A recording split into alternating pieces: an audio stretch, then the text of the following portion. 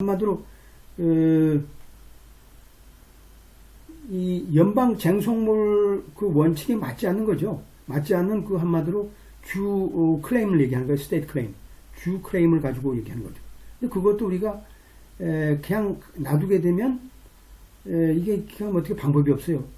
이 손해를 배상받을 방법이 없기 때문에 기본적으로 supplemental jurisdiction 기본적으로 common nucleus operative factor 한마디로 쟁송물 자체가 핵심이 다 같은 거죠. 이게 쟁송물이라 그러면 이 안에 범주에 있는 것들이 다 이제 common nucleus죠. 안에 이거죠. 여기에 있는 것들은 다 여기에 요거가 같지는 않지만 이 안에 다 포함되는 쟁송물들이죠. 이 쟁송물은 한마디로 이제 스테이트 클레임이죠. 스테이트 클레임. 주의 스테이트 클레임이죠. 일반적으로 이런 쟁송물이라는 것은 기본적으로 요 바깥 외형에 있는 그 쟁송물은 뭘까요? 기본적으로 Federal Question이라는 기본적인 독창적인 그죠? 독보적인 그런 문제를 갖고 있으니까 Federal Question은 당연하게 Federal Court에 가야 되는 거죠. Federal Court에 가는 거잖아요. 근데 이 안에 있는 조그마한 스테이트 클레임 같은 경우는 이게 독립적으로 가기 어려우니까 이 안에 이제 묻어서 하는 거죠. 이제 묻어서 가는 거니까 결국 뭘까요? Common Nucleus Operative Fact, 뭐 조작적 사실의 뭐 공통 핵이다. 뭐 하여튼 뭐 이게 자기네들이 명칭을 붙였지만 결론적으로 얘기하면 이런 이 쟁송물의 안에 있는 보완적인 보충적인 이러한 형식의 클레임, 스테이트 클레임을 얘기한다. 그러니까 우리가 요거 하나로서는 절대로 페더럴 퀘스천 될 수가 없죠. 스테이트 클레임이니까 성립되지 아니지만 뭔가 큰 게 하나 딱 클레임이 페더럴 퀘스천이 있어가지고 우리가 이제 제소가 되게 되면 이제 부차적인 여러 가지 이러한 클레임들이 여기에 이제 들어갈 수 있는 거죠. 이 소송 경제학적으로 우리가 간단하게 이제 해결하기 위해서 하는 거지. 이거 가지고 각각 하게 되면 뭘까요? 하나, 둘, 셋, 네 개가 있다 그러면 뭘까요? 뭐 각 주법원에서 네 가지를 다 다뤄야 된단 말이에요. 그러니까 이 하나에 네 가지가 또 이렇게 부수적으로 있다 그러면 전부 다 같이 들어와서 같이 소를 우리가 심리할 수 있는 것이 되겠죠. 이런 것들이 바로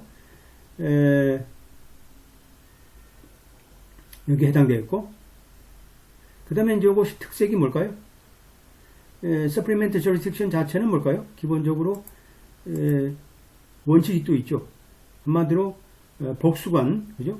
복수주의 원칙이 결여된다 그러면 한마디로 성립될 수 없을 거고, 그 다음에 또 이것도 복수주라는 어떤 원칙이 있다 그러면 당연하게 그러니까 같은 주에서는 이게 성립될 수 없는 거죠. 같은 주에서는 이게 있을 수 없고, 타주의 시민이 할 경우는 여기에 살짝 들어가서 우리가 할 수 있는 거죠. 근데 이제 그 반면에 ancillary jurisdiction이라는 것은 한마디로 어떻게 될까요?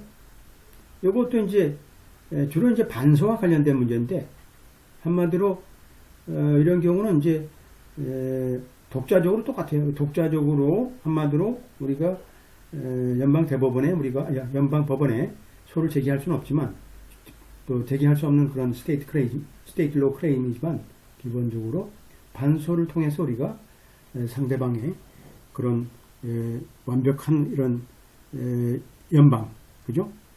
클레임에 대한 쟁송물에 대한 제소에 같이 끼워서 집어넣을 수 있는 거죠. 그러니까 조금 다르죠. 그러니까 보조적인 ancillary jurisdiction 자체는 카운터 클레임과 관련된 스테이트 로 클레임에 대한 문제고, 서플리멘탈 jurisdiction은 보완적, 보충적 관할로서 우리가 한마디로 오리지널 클레임, 최초로 우리가 연방 법원에 제기했던 쟁송물에 대한 가 유사한 그죠? 그런 소송이 되겠죠? 다 이해하셨죠? 이제 이건 잘 보셔야 돼요. 근데 이제 우리가 이제 이 서플리멘탈 저리스딕션 자체도 무조건 다 받아주는 게 아니고 이제 원칙이 있죠. 뭐 이게 주법이라는 게 있어서, 주라는 게 기본적으로 미국의 여러분들이 이런 것을 이제 기본적으로 머릿속에 염두에 두어야지만 이러한 그 소송 절차법도 알 수 있어요. 이 federal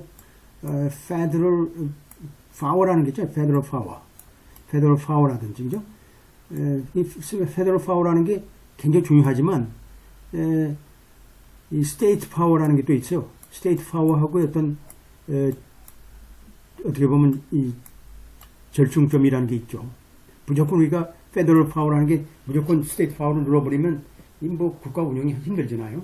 그러니까 특히 법원에 있어서도 이러한 보완적, 보충적 관할을 우리가 행사함에 있어서 뭐 이게 주법 자체가 워낙 복잡한 새로운 어떤 문제를 다루고 있다 그러면 뭐 이건 각각 하라, 그죠? 주법 니네들이 알아서 하라, 그죠?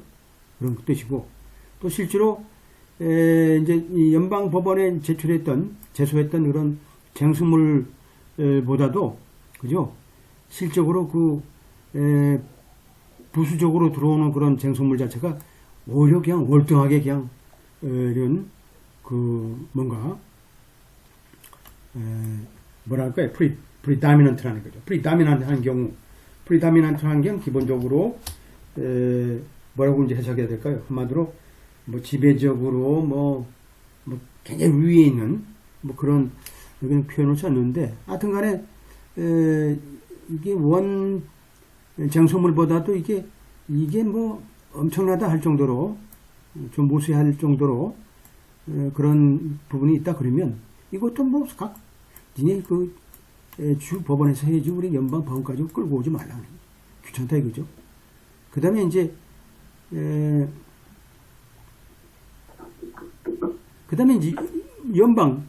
연방이 갖고 있는 소위 사물 관할에 대해서는 당연하게 우리가 이제 법원에서 이제 기각시킬 수 있는 거죠. 각하시킬 수 있는 거죠. 이건 받아줄 수 없다.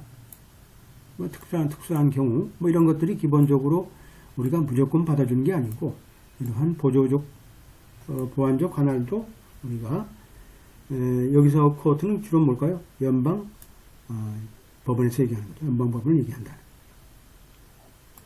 뭐 그런 이제 원칙을 만들어 놓은 거죠.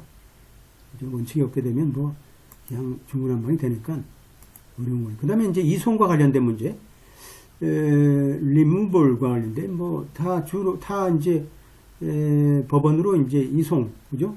뭐 관련된 거죠. 그러니까 이건 피고만 할 수 있는 권한이에요. 피고는 페더럴 코트로 우리가 그 쟁송물 자체를 이송시킬 우리가 권한이 있어요.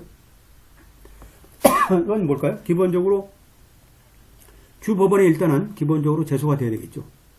주법원에 제소가 된 쟁송물로서 그 쟁송물 자체가 연방 사물 관할이 있는 경우, 그 다음에 모든 피고가 동의한 경우, 그리고 피고가 이 포럼 스테이트에 한마디로 거주인이 아닌 경우, 이 포럼 스테이트는 뭘까요? 예를 들어서 뉴욕이라 그러면 뉴욕이라는 주가 있다 그러면, 근데 이 사람이 디펜던트가 캘리포니아나, 뭐 플로리다나, 그죠? 뭐 그죠? 다른 타주에 살고 있다. 그러면 이 사람들이 이 디펜던트가 뉴욕 사람이 나오면 안 되겠죠? 아닌 사람이 되겠죠? 그 외의 사람, 포럼 스테이트가 아니어야 돼요. 그 다음에 리무블 이송 자체는 30일. 기본적으로 이제 서비스 서먼스 기본적으로 이제 이니셜 프리딩이니까 한마디로 뭐 처음 송달받거나 그죠? 서비스 서먼이니까 그게 어떻게 돼요? 한마디로 이제 출두 명령을 받거나 혹은 처음으로 송달된 날짜부터 30일 이내로 우리가 이송 신청을 우리가 해야 되겠죠.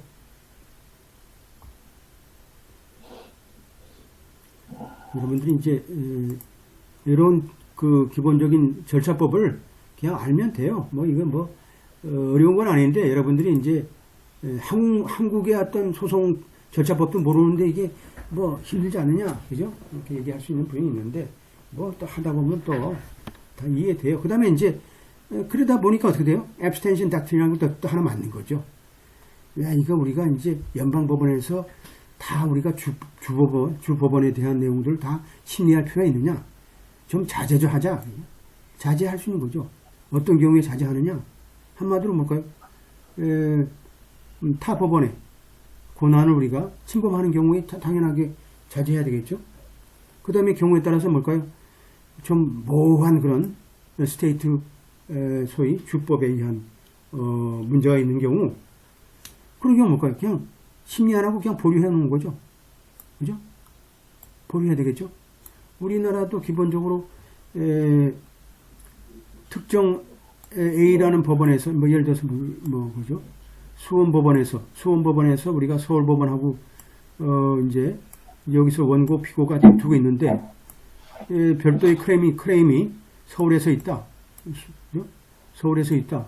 그러면 이제 여기서 피고가 이 클레임 자체가 예를 들어서 서울에서 검찰 같은데 기소해가지고 어떤 문제가 결과가 나왔다 그러면 이걸 이송할 때까지는 이걸 스테이 해달라라는 경우가 있죠. 그러니까 변론을 중지하고 그때까지 기다려달라. 판사가 이제 그걸 승인하게 되면 이때 결차가 나올 때까지 기다리는 거죠. 스테이 시키는 거예요, 스테이. 이게 아예 안 하는 게 아니고 변론을 그냥 중지시켜가지고 어느 시점까지 다시 변론을 제기하는 신청서를 내게 되면 변론을 제기하면 되는 거죠. 그러니까 여기서 뭘까요? 자제하는 그 원칙이 4가지가 있는데 하나씩 더 만들었어요. 이게 이제 시간에 저희 같은 경우 이제 배웠을 때는 이제 영거 닥트린까지 있다가 콜로라도 리버 닥트린, 버포드 닥트린까지 이렇게 새로 나왔는데 풀맨 같은 경우는 기본적으로 주에 아직 해결되지 않은 부분의 문제가 기본적으로 있는 경우는 이제 법원의 저장위에서 당연하게 자제 풀맨 닥트린이 되는 거죠. 이 풀맨, 영거, 콜로라도, 버포드는 다 사건의 앞대의 명칭이니까 별 중요한 게 그냥 우리가 이러한 내용들이 있다는 걸 우리가 기억하면 될 것 같아요. 그리고 이제 영거 닥트린이 뭘까요? 주로 이제 어떤 행위에 대해서, 법률 어떤 행위에 대해서 어떤 헌법적인 다툼이 있는 경우, 주행에 대한 헌법적인 다툼이 있는 경우, 일단은 가만히 또 자제해야 되겠죠? 이런 것들. 이런 것들은 결국 뭘까요? 아직 이걸 얘기하게 되면 주의 사법행정의 어떤 개입을 하는 그런 내용이기 때문에 여러분들이 이제 중요한 게 뭘까요? 스테이트 파워라는 게 separation power라는 우리가 통치 구조를 우리가 공부하게 되면 separation power 보게 되면 기본적으로 알 수 있어요. 어디야? 아빠 수업 중. 엄마는? 아이고. 그래서 이제 영거 닥트린은 이제 그렇죠. 그래서 기본적으로 이런 separation of power, 각 권력의 연방과 주의 문제가 있기 때문에 우리가 그냥 연방에서 그냥 주 법원을 우습게 여기고 이렇게 한 게 아니죠. 하나의 독립성을 유지하면서 주의 권한을 그대로 유지시키는 것이 미국의 어떤 발전에 도움이 된다 해서 이런 것들이 헌법상의 중요한 부분을 지금 다루고 있어요. 콜로라도 리버 닥트린이라는 건 뭘까요? 한마디로 같은 문제, 실제로 같은 문제를 우리가 계류되어 있는 경우는 한쪽에서 일단은 할 때까지는 좀 있는 게 중요하겠죠. 그죠? 여러분들 간단하죠? 가만히 있어야지 먼저 주에서 결정 나고 나서 이것들이 다시 연방법원으로 넘어오는 것이 일반적인 절차이기 때문에 이게 이제 콜로라도 리버 닥트린이 따르게 되면 물 흐르듯이 하라는 뜻이죠. 그죠? 한마디로 우리가 쉽게 이제 이해하려 그러면 물 흐르듯이 먼저 하고 같은 거니까 그 이후에 하라. 버포드 닥트린이라는 건 뭘까요? 한마디로 이러한 복잡한 어떤 규제이라는 문제, 이게 주 행정의 어떤 방해 요소가 되는 경우가 있을 수 있죠. 한마디로 연방의 심리를 통해서 이런 문제가 오히려 악화시키는 경우가 있겠죠.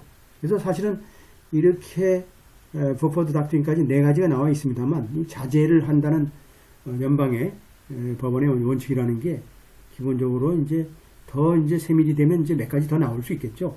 이런 것은 여러분들이 또 나중에 몇 년 후에 또 공부할 때는 또 몇 가지 더 나올 수도 있어요. 참고를 하시면 될 것 같아요. 이렇게. 그 다음에 이제 앞에 subject matter jurisdiction 나왔으면 지금은 이제 인적 관할에 대한 거죠. 인적 관할은 사람에 대한 문제이기 때문에 굉장히 어려워요. 사람이라는 게 또 인권이 있고 또 아무 관련 없는 사람은 우리가 법원에